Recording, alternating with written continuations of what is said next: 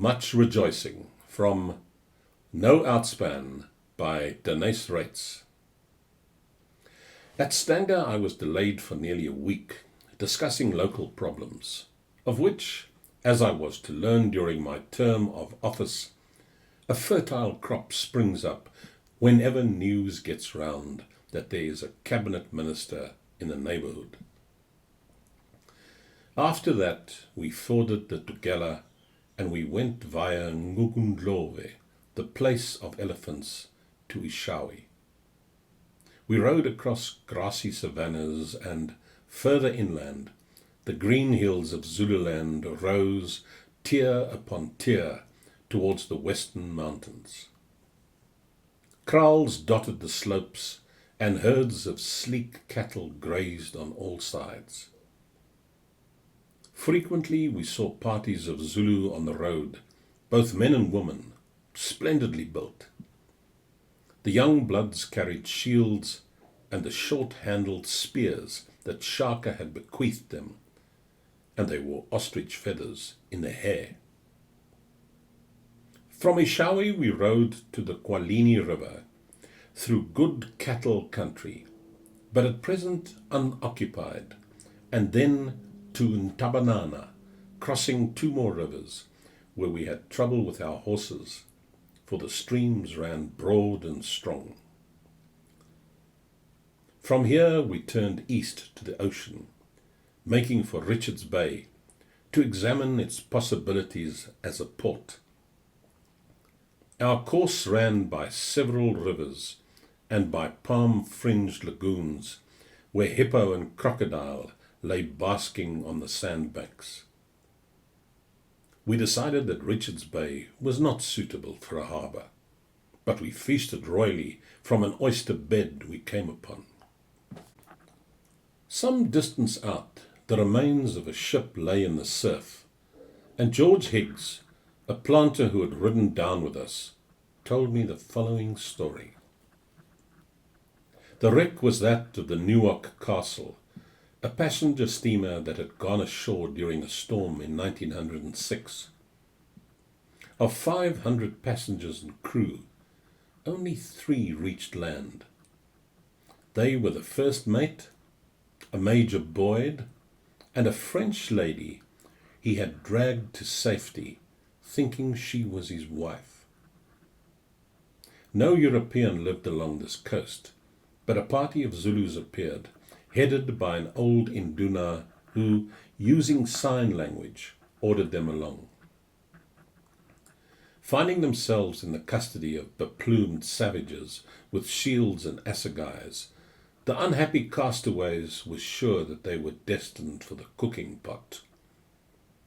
Higgs, on his distant estate, was informed of the wreck by his workers, to whom news travelled unaccountably swiftly, and he went on horseback to ascertain the position. After a long ride he came upon the procession, the woman in tears, and the 2 men plodding along, gloomily resigned to their fate. When they saw him galloping towards them, rifle in hand, they knew they were saved, and their relief was unbounded. The French lady, in her joy, bestowed on the Induna a gem-studded watch she had found in her pocket after the rescue. The old Zulu chieftain accepted the trinket and turned it over carefully in his hand.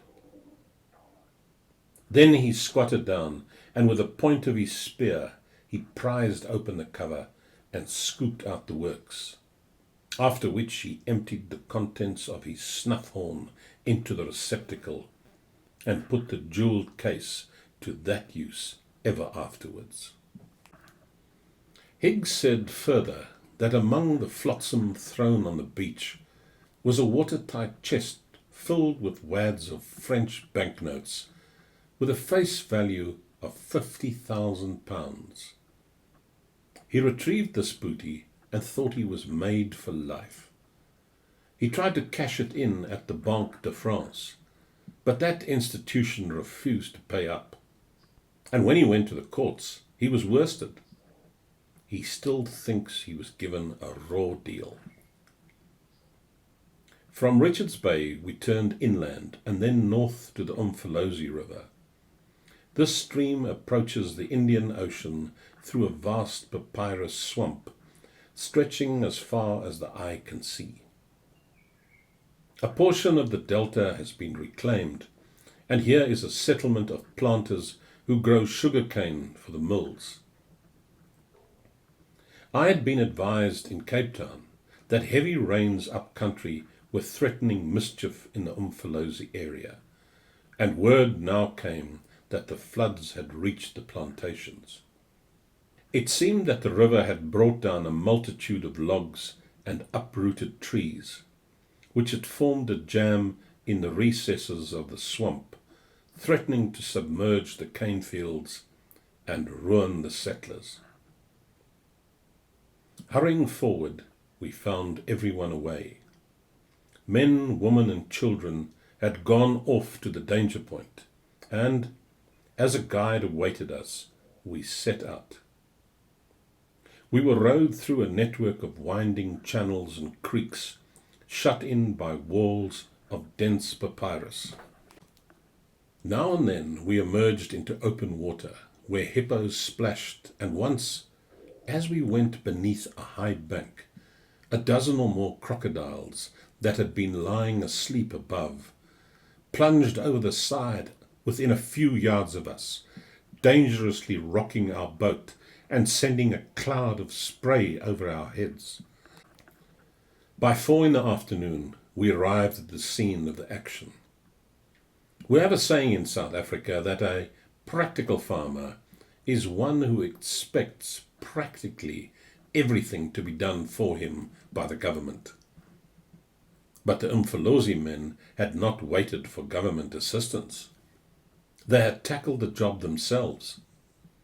They had cut and hewed a way through the swamp until they reached the obstruction, and, finding that neither fire nor explosives could shift the barrage, they set to work to dig a canal round the north flank to release the imprisoned waters. When we got there, the canal was nearly completed, and shortly after, the last men were withdrawn to allow the remaining few yards to be blown away with dynamite. There was great excitement. The planters and their families stood out of range as the charges were touched off. With a roar, these did their work. A tall column of mud spouted skyward, and now the pent-up flood came racing through, with driftwood swirling by and crocodiles turning cartwheels in the current that swept them along. We even saw a hippo battling against the stream, a comic look of dismay on its ugly countenance, as if he could not make out what was amiss. We watched the widening gap for a long hour. Then we rowed back, and as we went, we could see by the tidal marks on the papyrus stems that the waters were already receding, and that the settlement was saved. The next day, after much rejoicing, we crossed the Umfolozi at a point above the swamps. We travelled north, passing the Dukuduku forest, and from there to Somkele and the Thluhluwe plains.